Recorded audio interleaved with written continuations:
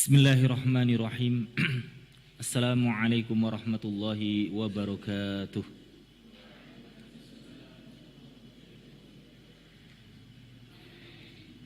Alhamdulillah. Alhamdulillahi hamdan katsiran tayyiban mubarakan fih kama yuhibbuhu rabbuna wa yardah. Asyhadu an la ilaha illallah wahdahu la syarika lah wa asyhadu anna Muhammadan abduhu wa rasuluhu la nabiyya wa la rasula ba'dah. Salawatu rabbihi wa salamu alaihi wa ala alihi wa sahabatihi wa man sara ala darbihi wa stanna bi sunnatihi ila yaumil qiyamati. Allahumma 'allimna mimma yanfa'una wanfa'na bima 'allamtana wa zidna 'ilman amma ba'd. Jazakallahu khairan.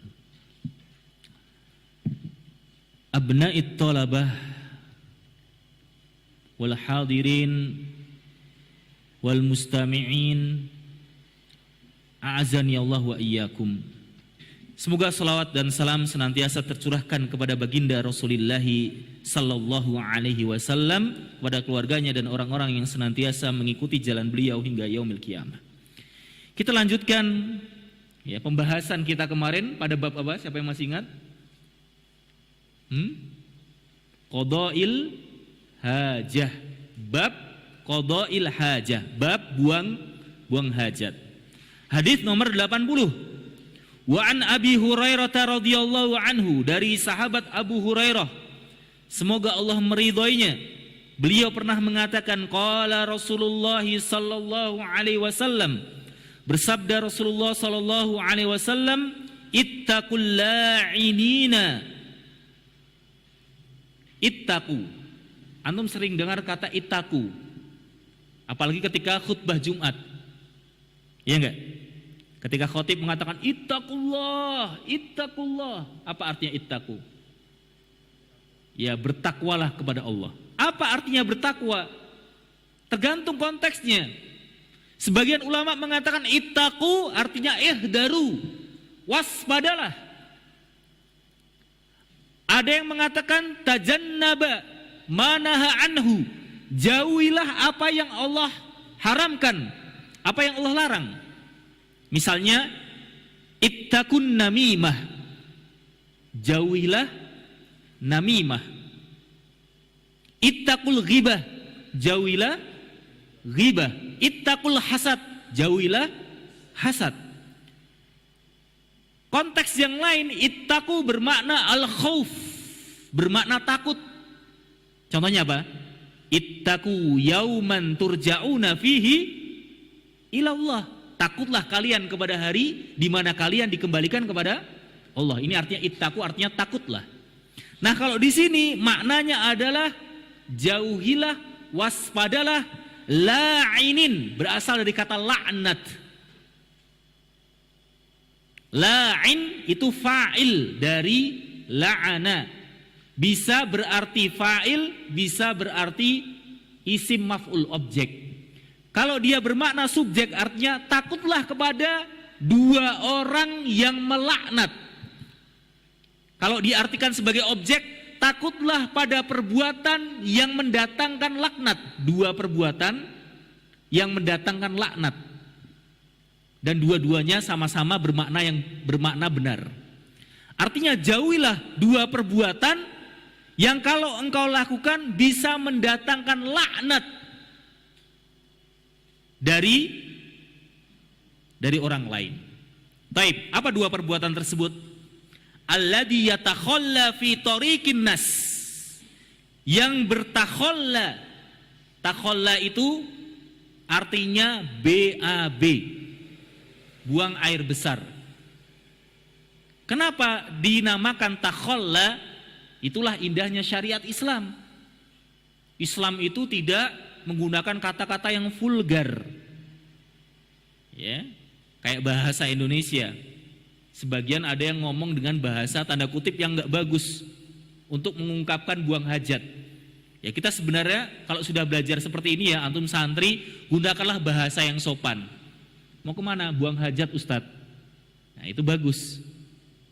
Ya, jangan gunakan kata-kata yang gak bagus. Ya, seperti yang disampaikan siapa tadi? Salman ya. Tadi siapa yang bicara tadi? Bukan ana ya.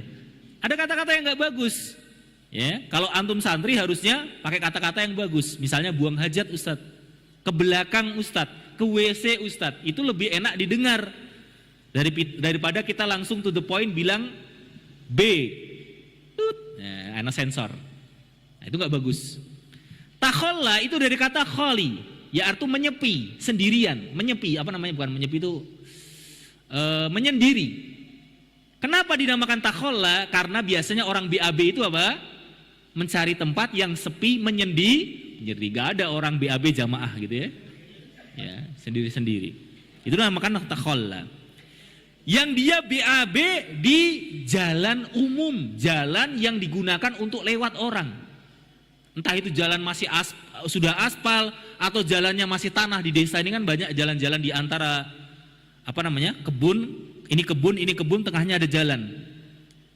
Baik yang di aspal maupun masih jalan batu ataupun jalan tanah, nggak boleh kita buang air besar di situ.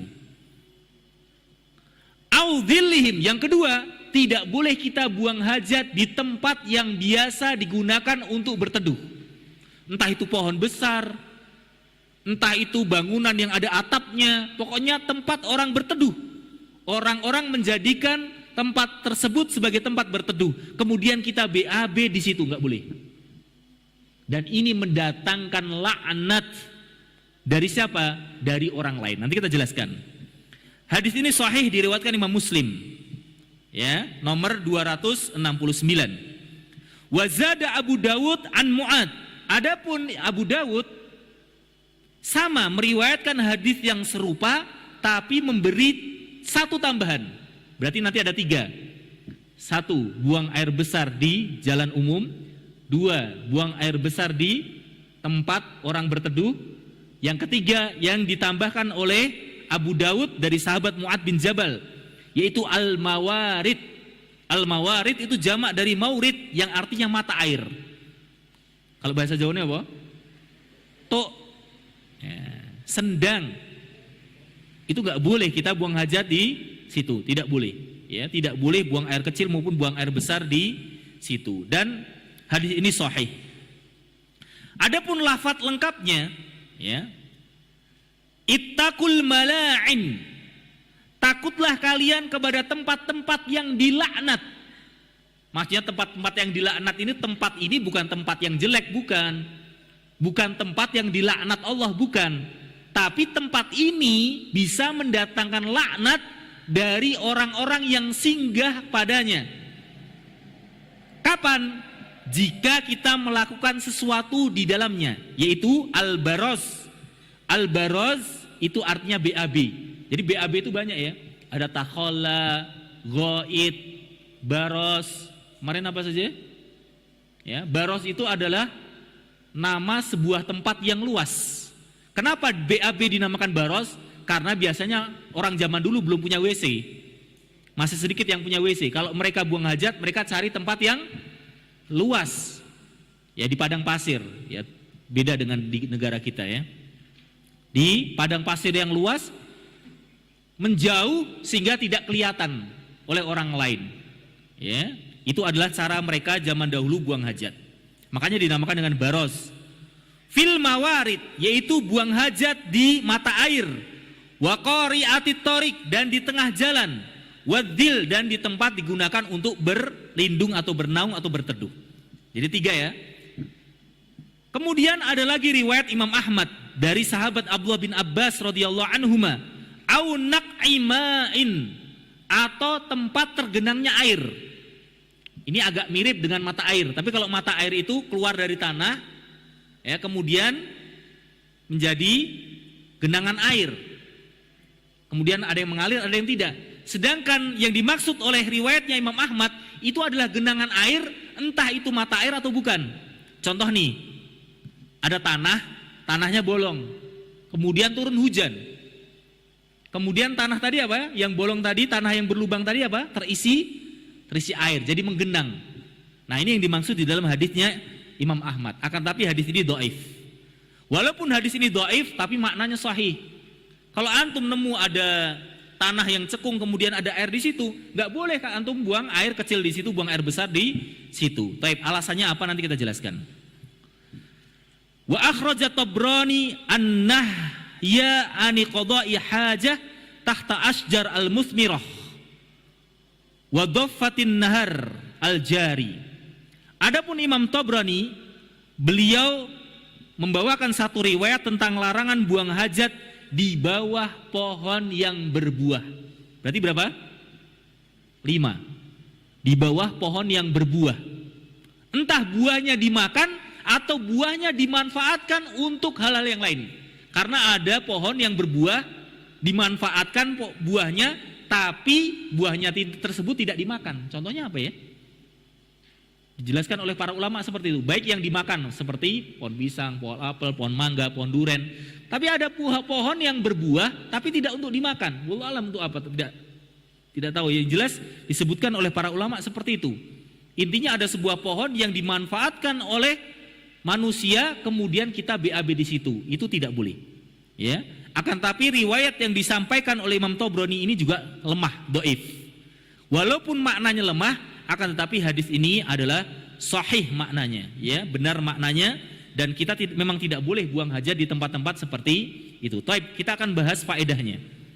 Dari beberapa riwayat yang baru saja Ustadz sampaikan, kita akan mengambil beberapa faedah. Faedah yang pertama, tahrimul baul wal ghaid atau wal ghawat fit turukin nas allati yamurruna biha annas. Larangan kencing dan BAB di tempat-tempat atau di jalan yang biasa dilalui oleh orang. Jadi kalau ada jalan biasa dilalui oleh orang, walaupun jalan itu kecil, misalnya jalannya cuma 1 meter, tapi dilalui orang, maka kita tidak boleh kencing dan buang air besar di situ. Walaupun hadisnya tadi berbicara tentang BAB, tapi dikiaskan juga kepada buang air kecil. Karena mudaratnya sama. Ya, karena mudaratnya sama. Begitu juga dengan tempat berteduh. Tempat berteduh itu tidak terbatas hanya pohon yang rindang, tidak. Semua tempat yang digunakan untuk berteduh manusia, maka itu tidak boleh kita buang air kecil dan buang air besar padanya. Au mawarid atau sumber mata air. Ya. Tidak boleh kita buang air besar, buang air kecil di situ. Yang digunakan untuk minum manusia atau digunakan manusia untuk memberi minum hewan ternak mereka. Ana ulangi. Sumber mata air yang dimanfaatkan oleh manusia atau dimanfaatkan oleh manusia untuk memberi makan hewan ternak mereka. Dua-duanya nggak boleh.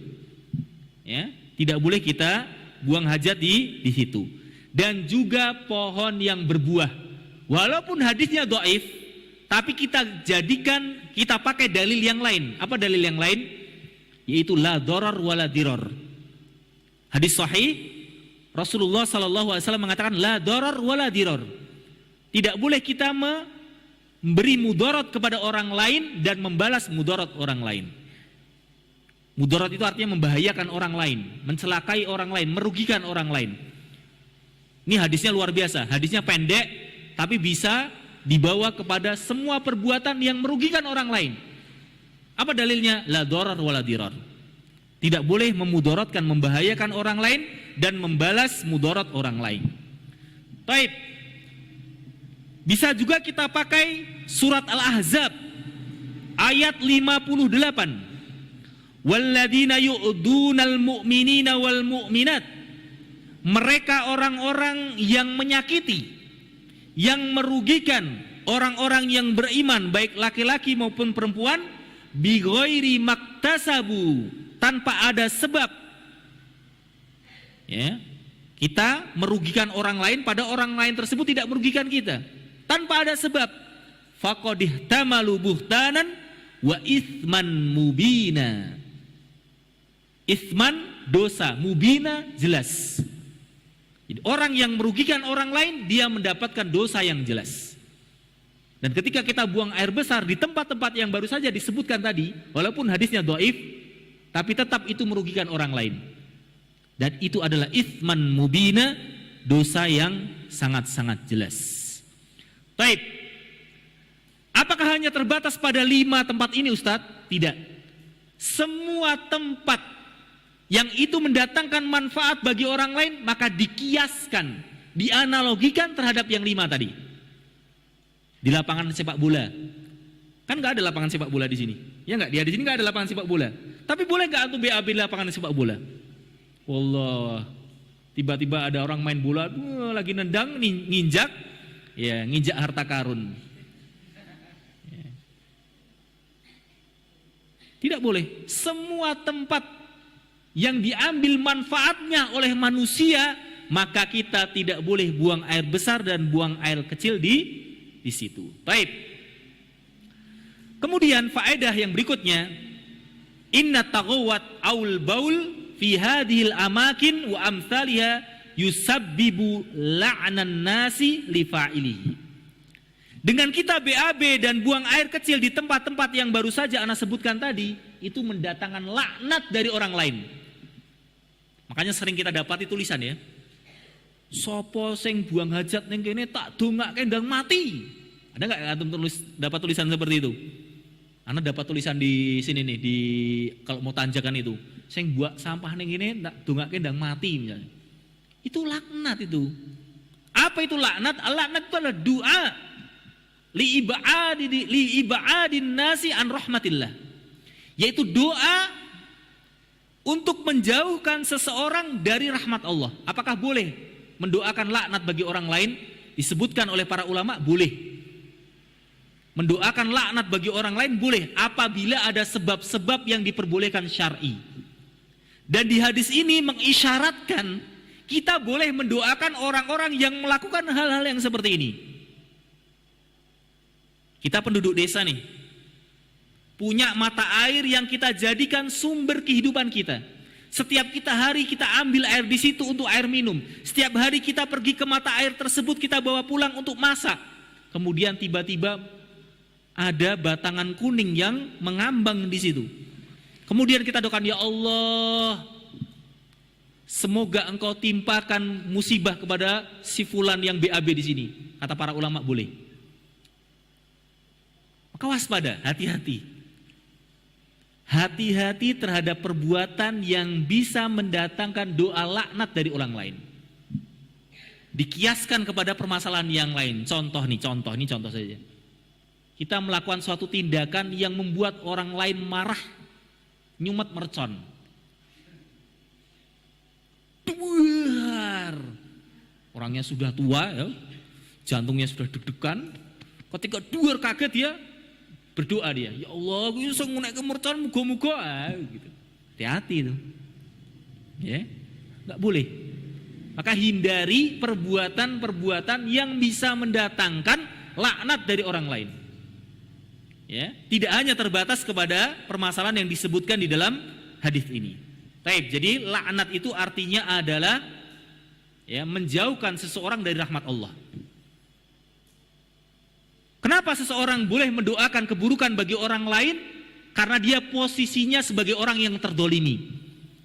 Dalam sebuah hadis yang sahih yang diriwayatkan Imam Bukhari dan Muslim, Rasulullah SAW bersabda, "Ittaqu da'watal madlum." Hati-hatilah kalian kepada doa orang-orang yang terdolimi. Gimana gak terdolimi? Dia punya pohon mangga, antum BAB di bawahnya. Dia punya mata air, antum BAB di bawahnya. Sehingga dia berdoa kepada Allah, ya Allah, anak terdolim ya Allah, semoga orang yang BAB di sini ada doakan sembelit. Bisa jadi Allah ijabai. Bisa jadi Allah ijabai. Baik. Kemudian sekarang mungkin ada pertanyaan, kenapa kita tidak boleh buang hajat di tempat-tempat seperti itu? Karena yang pertama alasannya BAB dan buang air kecil itu adalah najis. Adalah apa? Najis. Sepakat para ulama, gak ada khilaf. Maka ketika kita buang air besar, buang air kecil di jalan yang biasa dilalui manusia, maka ketika terkena najis atau kotoran manusia tersebut, maka itu akan apa? Akan mendatangkan, memberikan najis kepada orang yang lewat tersebut. Alasan yang kedua, tidak enak dipandang. Coba kalau antum lagi jalan, tiba-tiba di depan antum ada lungker-lungker warna kuning. Enak dilihat apa enggak? Hah? Enak dilihat apa tidak? Tidak enak, tidak enak dipandang. Yang ketiga, aromanya. Mendatangkan aroma yang tidak baik. Antum pernah enggak mengalamin? Antum lagi jalan, kemudian singgah di suatu tempat, tiba-tiba bau pesing. Pernah enggak? Pernah? Perasaan antum gimana? Nyaman apa tidak? Tidak nyaman. Walaupun kita tidak tahu posisi kencingnya di mana. Tapi ketika kita baunya pesing atau mungkin bau itu ya, bau BAB, maka perasaan kita nggak nyaman. Hidung kita itu nggak nyaman. Dan ini adalah memudaratkan orang lain. Wallahu a'lam bishawab. Semoga bisa dipahami dan bisa antum amalkan. Maksudnya amalkan untuk antum jauhi ya. Jangan sampai kita melakukan hal-hal yang seperti itu. Ya, termasuk kalau kita terpaksa ya, di perjalanan tidak ada WC umum, jangan antum BAB di tegalan orang ya, di kebun orang. Ya, ketika orangnya mau ke ladang ya, mungkin mau ngambil singkongnya, mau manen singkongnya, ternyata ada kotoran manusia. Nah, itu tidak boleh. Maka carilah tempat yang kira-kira tidak digunakan untuk tidak tidak dilewati manusia dan juga tidak digunakan oleh manusia. Wallahu a'lam bishawab. Kita lanjutkan kepada hadis yang berikutnya. Ya. Hadis tentang permasalahan berbicara ketika buang hajat. Ya, berbicara ketika buang hajat. Hadis nomor 81. Wa an Jabir, kalau disebutkan Jabir, maksudnya Jabir siapa? Jabir bin Abdillah. Ya, Jabir bin Abdillah radhiyallahu anhu. Beliau mengatakan, qala Rasulullah sallallahu alaihi wasallam. Berkata Rasulullah sallallahu alaihi wasallam, idza taghawwata ar-rajulani, kalau ada dua orang yang buang air besar, falyatawara kullu wahidin minhuma an sahibihi, maka dua-duanya ini saling menjauh. Tidak boleh BAB jamaah. Dan ini banyak terjadi di sungai-sungai. Ya, jangankan BAB berjamaah, mandi berjamaah. Antum pernah dapatnya seperti itu? Di beberapa daerah mandi bersama itu biasa. Maksudnya laki-laki dengan laki-laki ya. Antum jangan pikirannya jangan ngeres dulu. Laki-laki dengan laki-laki maksudnya, perempuan dengan perempuan. BAB bareng, sama-sama ini sini BAB di sini, mungkin jarak beberapa meter dia BAB di situ. Itu tidak boleh. Kenapa? Karena menampakkan aurat. Aurat itu tidak, jangan antum pahami aurat itu hanya terbatas kepada lawan jenis. Perempuan tidak boleh memandang aurat laki-laki, laki-laki tidak boleh memandang aurat perempuan. Bukan seperti itu, salah. Aurat itu ya, sesama sejenis pun tidak boleh memandangi. Artinya ana tidak boleh melihat aurat antum, sama-sama laki-laki nggak boleh. Ya, jangan dipahami aurat itu hanya terbatas kepada lawan jenis, tidak. Sesama jenis pun tidak boleh saling melihat aurat. Bisa dipahami? Taib. Tapi permasalahan ini banyak tidak dipahami oleh orang-orang awam. Masyarakat kita, mereka pikir yang namanya aurat itu ya hanya terbatas hanya melihat aurat lawan jenis. Sehingga ketika mereka mandi di kali, mereka pun mandi ya buka-bukaan. Karena mikir oh podo-podo lanangi sama-sama laki-lakinya, emang masalah? Ya masalah. Ya, tidak boleh. Ya. Sebagaimana ya, yang alami oleh para sahabat, ketika tersingkap auratnya di hadapan Rasulullah ya ditutupin. Ya memang seperti itu. Aurat itu tidak hanya terbatas kepada lawan jenis. Oleh maka itu kalau ada dua orang BAB, maka kedua-duanya menjauh atau berada di ruangan yang berbeda, saling tertutup satu dengan yang lainnya. Kenapa di sini disebutkan laki-laki? Ya, karena biasanya dalam syariat kita kalau ngasih contoh itu laki-laki. Tapi bukan berarti ketika contohnya laki-laki tidak berlaku juga untuk wanita, tidak. Kalau ada nas-nas baik Al-Quran maupun hadis berisi tentang perintah atau larangan kepada laki-laki, maka berlaku juga untuk wanita selama tidak ada dalil yang mengkhususkan. Itu yang pertama. Yang kedua, kenapa berbicaranya di sini masalah laki-laki? Karena biasanya sing randu isin lanang. Ya, yang nggak punya malu itu biasanya laki-laki. Ya. Taib. Kenapa disebutkan 2 orang laki-laki? Ya ini sebagai contoh saja. Ya, sebagai contoh saja. Maksudnya lebih dari 1 orang, 2 orang, 3 orang, 4 orang sama saja. Maka hendaknya satu dengan yang lainnya saling menjauh, saling sembunyi, wala yatahaddatsa, dan tidak boleh saling ngobrol. Ini biasanya kalau di kamar mandi umum, ya, kamar mandinya umum ada, misalnya ada 5 kamar mandi ya, 1, 2, 3, 4, 5, 4 WC. Kemudian temboknya juga bolong. Biasanya kan tembok ada bolongnya segitiga gitu ya, kalau enggak kotak gitu ya. Kemudian dia ngobrol, weh, kau lagi ngopo? Sebelahnya dia lagi biar. Isak banget, kurang ajar deh. Ini gak ada adab gitu ya. Ini gak usah pakai hadis, kita gak usah berdalil dengan hadis ini saja. Itu gak punya adab orang seperti itu. Masa ada orang BAB ngobrol dengan sampingnya, itu kan gak ada adab. Ya. Tapi dipertegas dengan syariat Islam gak mengamini hal-hal yang seperti itu.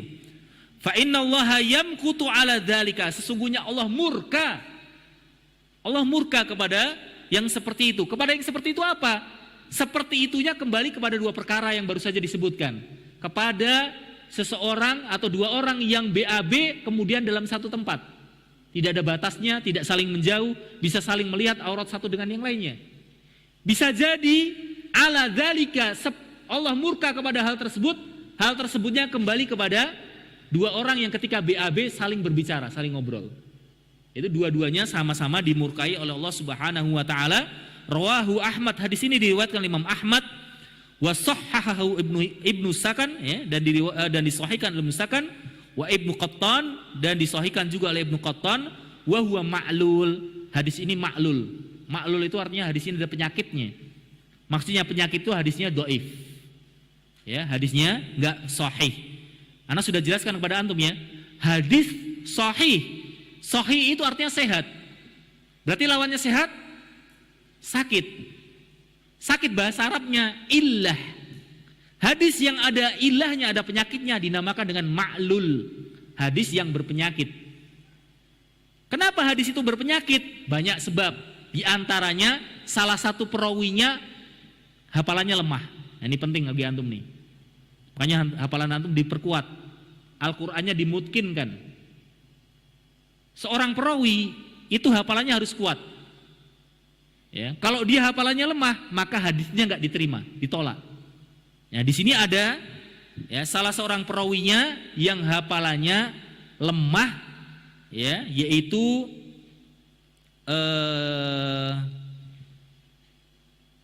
Ikrimah bin Ammar. Ya, Ikrimah bin Ammar. Ya, dia goncang. Hadisnya apa namanya? Hafalannya goncang. Artinya tidak thiqah, tidak kuat. Dari hadis ini kita bisa mengambil beberapa faedah. Walaupun hadisnya lemah, ulama sepakat. Hukum tentang kalau yang BAB berdua harus beda tempat, tidak boleh saling melihat, itu jelas hadisnya ya. Kita bisa pakai dalil-dalil yang menunjukkan kita tidak boleh melihat aurat orang lain. Tapi yang anak akan bicarakan apa hukum berbicara ketika BAB. Misalnya antum di dalam WC, kemudian ibu antum berada di luar. Mungkin WC dengan dapur jaraknya cuma sebelahan, cuma ketutup sama pintu. Bu, masa apa bu? Padahal antum sedang BAB. Apa hukumnya berkata seperti ini ketika kita sedang BAB? Ini anak bicara tentang BAB ya. Kalau antum lagi mandi nggak masalah. Mandi dalam kamar mandi, kemudian sambil berbicara dengan orang di luar tidak masalah. Selama tidak bertentangan dengan tradisi masyarakat kita. Tradisi masyarakat kita gimana tentang perkara seperti ini? Mandi kemudian kita berbicara dengan orang di luar. Boleh apa tidak? Kalau boleh maka boleh. Boleh secara tradisi, boleh secara syariat. Nah, syariat tidak melarang. Yang dimaksud di dalam hadis ini adalah ketika kita sedang buang hajat. Ketika kita sedang buang hajat, boleh nggak kita berbicara dengan orang di luar kamar mandi? Boleh apa tidak? Nah, ini yang kita bicarakan. Hadisnya lemah, tapi ulama ijma. Maka kita berdalil dengan ijma, sepakat para ulama bahwasanya hukum berbicara ketika BAB buang air kecil itu adalah makruh. Adalah apa? makruh, tidak sampai pada derajat haram. Adapun alasan yang disebutkan para ulama kenapa makruh, wallahu alam bisawab, para ulama sedang mencari apa hikmahnya. Ana baca salah satu daripada penuturan ya, ulama yang mengatakan hikmahnya kita dimakruhkan berbicara ketika kita BAB buang air kecil adalah menjadikan aktivitas yang kita kerjakan dari BAB dan buang air kecil tersebut menjadi semakin lama. Ya. Orang kalau ngobrol itu kan saking enaknya ngobrol menjadilah lama. Padahal kita ketahui bersama bahwasanya di WC, di kamar mandi itu adalah tempatnya apa? Tempatnya syaitan, tempatnya keburukan, tempatnya yang tidak bagus. Ya. Oleh maka itu berlama-lama di kamar mandi itu tidak benar. Nah ini penting juga nih, anak nyindir antum-antum nih yang biasa kalau mandi lama itu ya, sampai digedor temennya, wah swimen. Ternyata tidur dalam kamar mandi. Jangan lama-lama di kamar mandi, utamanya di WC ya, di WC bukan kamar mandi, WC. Karena WC itu tempatnya syaitan. Baik. Hadis yang berikutnya, hadis yang terakhir. Wa an Abi Qatadah, dari Abu Qatadah radhiyallahu anhu, beliau mengatakan, qala Rasulullah sallallahu alaihi wasallam, bersabda Rasulullah sallallahu alaihi wasallam, la yamassanna ahadukum dzakarahu biyaminih. Janganlah salah seorang di antara kalian menyentuh kemaluannya dengan tangan kanan. Wa huwa yabul, dan dia dalam keadaan kencing. Penting ini. Permasalahan kita batasi pada permasalahan ketika buang air kecil atau buang air besar. Kalau buang air besar kayaknya enggak ya. Buang air kecil. Berarti di luar buang air kecil bukan pembahasan kita. Karena para ulama khilaf. Ada yang mengatakan umum, baik ketika buang air kecil atau di luarnya, atau ketika kita tidak sedang buang air kecil. Tapi kita tidak akan bahas, karena pembahasan kita hanya pembahasan qada'il hajah, buang hajat. Ketika kita buang hajat, kita tidak boleh memegang kemaluan kita dengan tangan kanan. Mafhumnya, yang dipahami dari hadis ini, berarti kita boleh pegang kemaluan kita dengan tangan kiri. Bisa dipahami? Taib. Pertanyaannya, Ustadz tadi menyebutkan menyentuh. Massa ya musuh itu artinya menyentuh, bukan memegang. Ya enggak? Ternyata ada hadis yang lain yang redaksinya berbeda, yang berbunyi la yumsikanna, janganlah kalian memegang. Nah, riwayat yang kedua ini menjelaskan riwayat yang pertama, mau disentuh, mau dipegang tidak boleh dengan tangan kanan. Pertanyaannya, Ustadz, antum kalau istinja gimana ya? Antum kalau buang air kecil, kemudian apa nih? Nah, contohkan nih, memang harus dicontohkan. Kemaluan dipegang pakai tangan kiri, kemudian antum istinjanya pakai tangan kanan. Apakah tangan kanan antum menyentuh kemaluan antum? Ana tanya. Enggak. Kalau enggak berarti sudah benar. Kalau antum masih menyentuh berarti masuk dalam larangan ini. Paham? Kalau antum buang air kecil, antum pegangin kemaluan antum dengan tangan kanan, kemudian antum istinja dengan tangan kanan antum, tapi masih menyentuh kemaluan, berarti masuk di dalam hadis ini. Caranya gimana? Ya belajar. Masa ana ajarin? Intinya jangan sentuh kemaluan antum dengan tangan kanan. Walaupun hukumnya ulama khilaf, ada yang mengatakan haram, ada yang mengatakan makruh. Tapi jangan sentuh dengan kemaluan antum dengan tangan kanan. Walaupun hanya menyentuh, karena hadisnya bunyinya menyentuh. Wala yatamassah minal khala biyaminih, dan janganlah dia mensucikan, istinja, cebok dengan tangan kanan. Itu jelas ya? Kalau itu jelas. Wala yatanafas fil ina, dan janganlah dia bernafas di bejana. Ini bejana, kemudian dia bernafas ketika minum. Bismillah. Dia bernafas di airnya tersebut. Itu tidak boleh. Hadis ini muttafaqun alaih. Itu bernafas. Bagaimana dengan meniup? Di hadis yang lain disebutkan wayanfukhu fihi, dan dia meniupnya. tidak boleh. Kecuali ketika meruqyah. Seperti ini diruqyah, bismillah. Seperti itu, boleh. Tapi kalau tidak ada sebab, tidak ada darurah, tidak ada sesuatu yang darurah, maka tidak boleh.